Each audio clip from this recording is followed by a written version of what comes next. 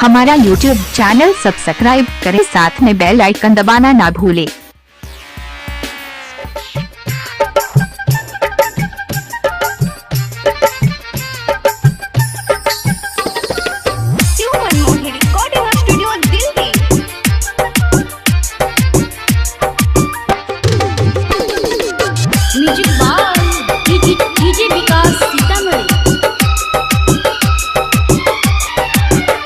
लचकोई छे जब कमरिया ढोरी लागल छे कटौरी, लचकोई छे जब कमरिया ढोरी लागल छे कटौरी।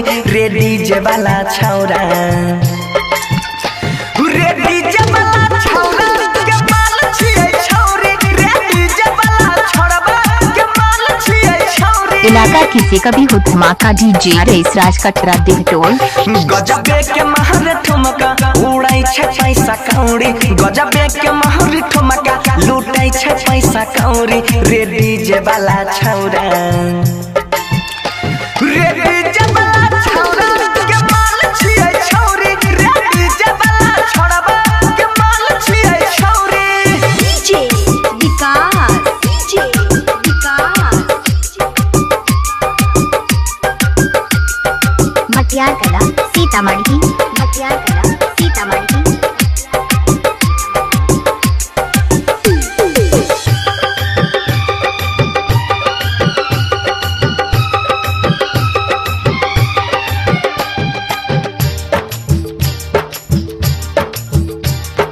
केतनो लूटाबै सबो नमरी हजरिया, डीजे वाला पर छै कर नजरिया। केतनो लूटाबै सबो नमरी हजरिया, डीजे वाला पर छै कर नजरिया। मारे के मुस्की करे छै बाबा लहौ, छुए ना दै छै अपन गोरे गाल हौ। चोली छै पर टाइट जेना छानल कचौरी, चोली छै दोनों टाइट जेना छानल कचौरी। रे डीजे वाला छौरा, रे डीजे वाला छौरा के माल छियै छौरी, रे डीजे वाला छौरा के माल छियै छौरी। डीजे रेस राज कटरा।